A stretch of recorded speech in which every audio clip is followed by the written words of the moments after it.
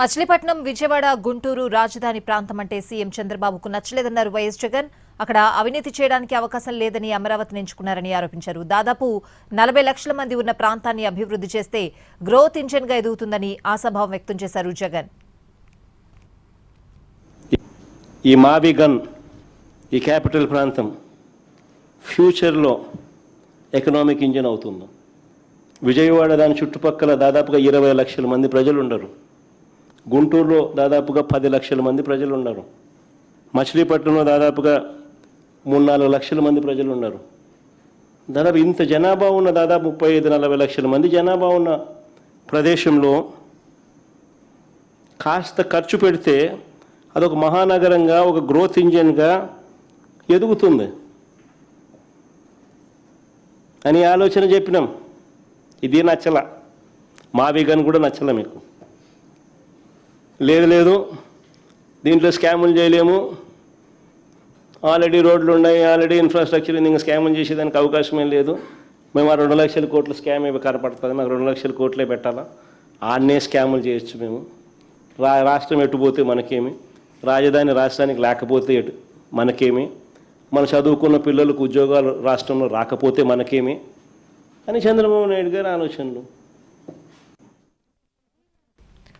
తొలుత మేమిచ్చిన plan CM చంద్రబాబుకు నచ్చలేదన్నారు YS Jagan. తర్వాత ప్లాన్ బి కూడా ఇచ్చామని గుర్తు చేశారు. మచిలీపట్నం, విజయవాడ, గుంటూరును రాజధాని ప్రాంతంగా గుర్తించాలని సూచించామని తెలిపారు. అమరావతి రాజధాని కంటే కూడా ఇక్కడ తక్కువ ఖర్చు అవుతుందని స్పష్టం చేశారు జగన్. నేను చంద్రబాబు నాయుడు గారికి చెప్తా ఉన్నా, సరే మేము ప్రాక్టికల్గా చేసిన ఆలోచన మీకు నచ్చల, ఓకే ఫైన్. మేము చాలా ప్రాక్టికల్గా ప్రజల బాగోగుల కోసం, రాష్ట్రానికి మంచి కోసం మేము చేసిన ఆలోచనలు మీకు నచ్చల. పోనీ మేము ప్లాన్ బి ఇచ్చినాం, మేము చేసిన ప్లాన్ ఏ మీకు నచ్చల. పోనీ ప్లాన్ బి మేము మీకు ఇచ్చాం కదా, ప్లాన్ బి కింద మేము చెప్పిన ప్లాన్ గురించి ఆలోచించారా? అది లేదు.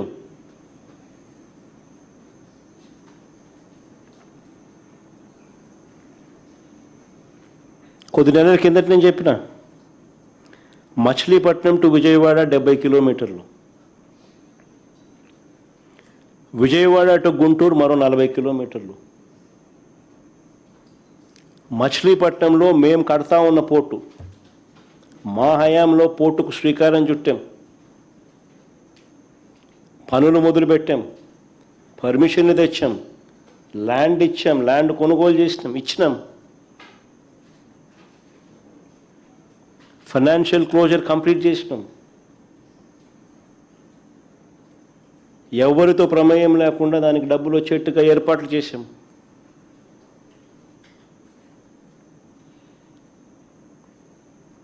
ఈరోజు చెన్నై అనేది పోర్ట్ సిటీ, బాంబే అనేది ఈరోజు పోర్ట్ సిటీ.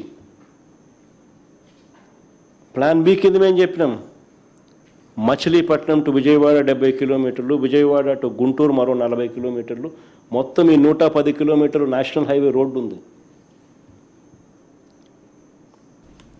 ఈ నేషనల్ హైవేకు కాస్త అటు ఇటుగా ఈ మొత్తం క్యాపిటల్ ఏరియా కింద.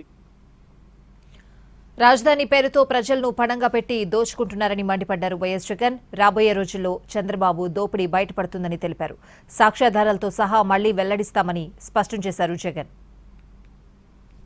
కూడా రాజధాని పేరుతో ప్రజలను పణంగా పెట్టి కేవలం దోపిడీయే ఆలోచనతో తాను చేస్తూ ఉండేటివన్నీ కూడా వెలుగులే ఖచ్చితంగా వస్తాయి.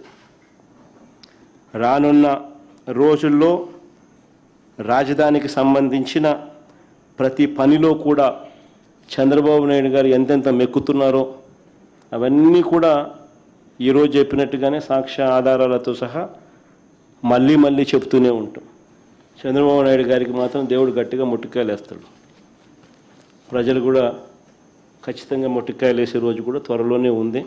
తాను చేస్తూ ఉన్న ఇంత అన్యాయపు ధోరణి వల్ల.